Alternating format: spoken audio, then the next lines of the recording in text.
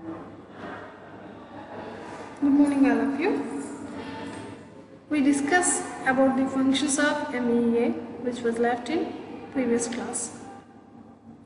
So MEA is responsible to look after every aspect, everything about foreign relations, diplomatic relations, bilateral relations, likewise. So the 19th function of MEA is Indian Foreign Service, and the 20th is Indian Foreign Service Branch B. The 21st is Foreign Service Training Institute. So it should maintain a training institute for foreign service. External publicity, excluding such publicity concerning overseas Indian affairs. Political treaties, agreements and conventions with foreign and Commonwealth countries. A pilgrimage to places outside India, including the administration of the Hajj Committee Act 51 of 1959 and the rules made there under the Indian Pilgrimship Rules 1933 and pilgrim parties from India to shrines in Pakistan and vice versa. Production and preservation of non-Muslim shrines in Pakistan and Muslim shrines in India in terms of Pant Mirza Agreement of 1955. So హజ్ యాత్రకు సంబంధించి అట్లాగే పాకిస్తాన్ నుండి ఇండియాకి వచ్చేవాళ్ళు, India నుండి పాకిస్తాన్కి పిల్గ్రిమేజ్కి వెళ్ళేవాళ్ళు, వీళ్ళందరూ కూడా నాన్ ముస్లిమ్స్ అయినా అవ్వచ్చు, పాకిస్తాన్ లేదా ముస్లిం ష్రైన్స్ ఇన్ ఇండియా అవ్వచ్చు, వీళ్ళన్నింటికి సంబంధించి యాక్ట్స్ అన్నీ కూడా కమిటీస్ అనేవి ఉన్నాయి. మనకి 1959లో హజ్ కమిటీ యాక్ట్ అనేది ఒకటి ఉంది. అట్లాగే ఇండియన్ పిల్గ్రిమ్షిప్ రూల్స్ అనేవి 1933లో ఉన్నాయి. వీటన్నిటిని బేస్ చేసుకొని మనకి ఈ యాక్ట్స్ని ఫాలో అవ్వడం మినిస్ట్రీ ఆఫ్ ఎక్స్టర్నల్ అఫైర్స్ అనేది ఫాలో అవుతూ చేస్తుంది. And abducted persons and recovery and restoration అనేది కూడా MEA చూసుకుంటుంది. Questions relating to minority communities in neighbouring countries. ఏవైతే ప్రాబ్లమ్స్ ఉన్నాయో మన యొక్క మైనారిటీ సెక్షన్స్ ఏవైతే ఉన్నాయో, మైనారిటీ కమ్యూనిటీస్ ఏవైతే ఉన్నాయో అవి విదేశాల్లో ఉండే విదేశీ వ్యవహారాలు సంబంధించి ఆ కమ్యూనిటీకి ఏమైనా ప్రాబ్లం ఉన్నా లేకపోతే రిక్వైర్మెంట్ ఉన్నా ఇవన్నీ కూడా మనం ఏదైనా ఆ దేశాన్ని అడగాలి అనేటప్పుడు వాళ్ళకి సపోర్ట్ చేస్తూ, అంటే మన వాళ్ళు అక్కడ ఎవరైతే ఉంటారో వాళ్ళని సపోర్ట్ చేస్తూ MEA అనేది క్వశ్చన్ చేస్తుంది. అట్లాగే recovery of advances granted to the evacuees from Burma, Malaya etcetera during the years 1942-47 and residual work relating to refugees given asylum in India during World War II. Notification regarding commencement of cessation of a state of war, foreign jurisdiction, hospitality, grant of the government of India. So భారతదేశానికి సంబంధించి ఏదైనా war declare చేయాలన్నా, వార్ని ఆపేయాలన్నా, ఇది మేము ఇక్కడితో ఆపేస్తున్నాము, ఈ వారు ఇక్కడితో సమాప్తం, లేదా మేము మీ మీద వారు అనేది ప్రకటిస్తున్నాము అనే విషయాన్ని కూడా తెలియజేసేది మినిస్ట్రీ ఆఫ్ ఎక్స్టర్నల్ అఫైర్స్. అట్లాగే మనకి ఫారెన్ జ్యూరిస్డిక్షన్ అంతా చూసుకునేది కూడా మినిస్ట్రీ ఆఫ్ ఎక్స్టర్నల్ అఫైర్స్.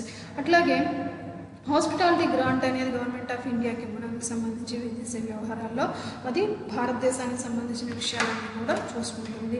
అలాగే demarcation of the Indian frontiers ఎవరైతే ఉంటారో వాళ్ళని ఏవైతే ఉన్నాయో వాటిని కూడా, అంటే మన భూభాగం ఏదైతే ఉందో ఆ భూభాగానికి సంబంధించి ఆ భూభాగం ఎంతవరకు ఉంది దాన్ని డిమార్క్ చేయడం, వాటిని రెస్పెక్ట్ చేయడం, ఎదుటి దేశాల యొక్క భూభాగాన్ని, మన లిమిట్స్ని, మన బౌండరీస్ని క్రాస్ చేయకుండా వాటిని రెస్పెక్ట్ చేయడం, ఇవన్నీ కూడా మినిస్ట్రీ ఆఫ్ ఎక్స్టర్నల్ అఫైర్స్ అనేది చూస్తుంది.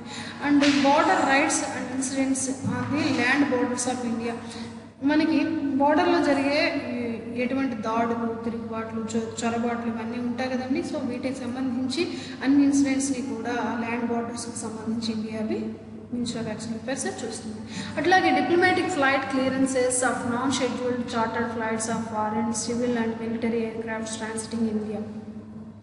సో ఈ డిప్లొమాటిక్ ఫ్లైట్స్ ఏదైతే ఉన్నాయో వాటి క్లియరెన్సెస్ ఇవ్వడం, అలాగే చార్టర్డ్ ఫ్లైట్స్ ఇవి నాన్ షెడ్యూల్డ్ అనమాట, వేరే దేశాలకు సంబంధించి ఫారెన్ కంట్రీస్కి సంబంధించి సివిల్ కానీ మిలిటరీ కానీ ఎయిర్క్రాఫ్ట్స్ ఏవైనా సరే భారతదేశం మీదుగా ప్రయాణించాలి అని అంటే ముందుగా మన భారతదేశం యొక్క మినిస్ట్రీ ఆఫ్ ఎక్స్టర్నల్ అఫైర్స్ యొక్క అనుమతి అయితే ఉండాలి. holiday. And matters relating to law of the sea, including the Indian territorial waters, contiguous zone, continental shelf and exclusive economic zones, and questions of international law arising on the high seas, including fishery rights, piracies and crimes committed on the high seas or in the air, offences against the law of sovereign states committed on land or the high seas or in the air, legal matters concerning the international seabed area and authority. ఏవైతే matters ఉంటారో మనకి ప్రతి దేశానికి కూడా సముద్రంలో మన నుండి అంటే మన టెరిటోరియల్ నుండి 12 నాటికల్ మైళ్ళ వరకు కూడా అది మన దేశం యొక్క జలాలు, సముద్ర జలాలు అవుతాయి.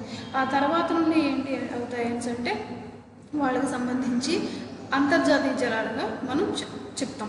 ఈ 12 నాటికల్ మైల్స్ అంటే ఇండియన్ టెరిటోరియల్ వాటర్స్ని మనం ఏదైతే మనం కన్సిడర్ చేస్తామో ఆ కన్సిడర్ చేసిన వాటికి సంబంధించిన విషయాలు, అందులో ఎవరైనా చొరబాటుకు వస్తే ఆ విషయాలు, లేదా మనము ఈ హైసీస్ లేకపోతే విమానయానం ఏదైతే ఆకాశయానం ఉన్నదో అందులో దానికి సంబంధించి ఎవరైనా చొరబాటు ద్వారా లేదా మన పర్మిషన్ లేకుండా ఏదైనా ఎయిర్ క్రాఫ్ట్స్ ఏమైనా వస్తాయి అండ్ దానికి సంబంధించిన విషయాలు, సీబెడ్కి సంబంధించిన విషయాలు, ఈ అథారిటీ అంతా కూడా మినిస్ట్రీ ఆఫ్ ఎక్స్టర్నల్ అఫైర్స్ చూస్తూ ఉంటుంది. And economic and technical assistance given by India to the government of Nepal under the Colombo plan for cooperative economic development.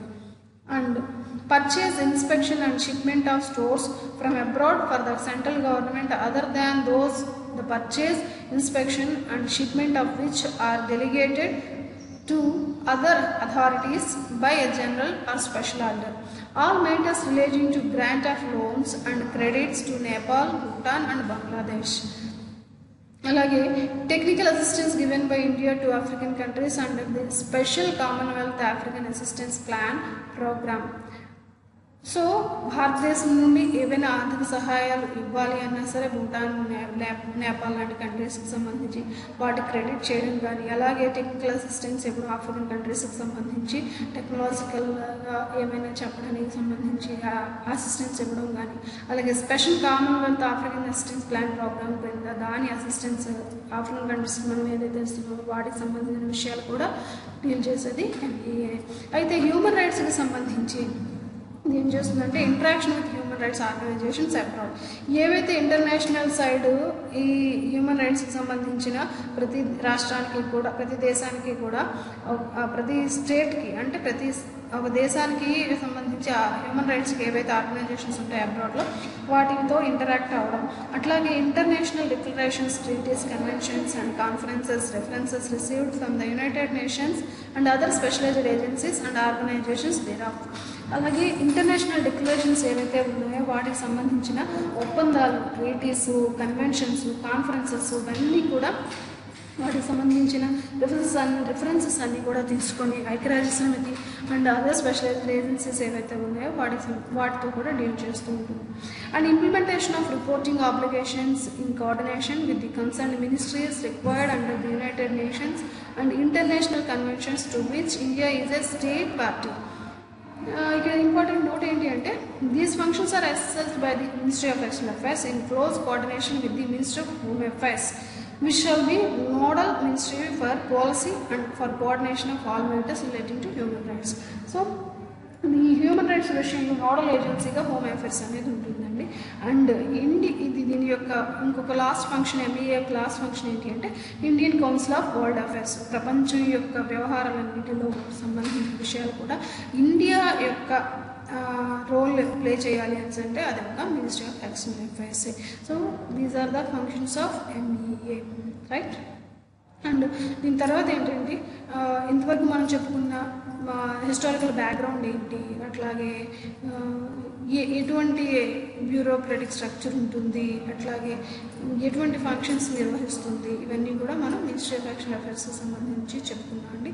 In the next class will go for another topic.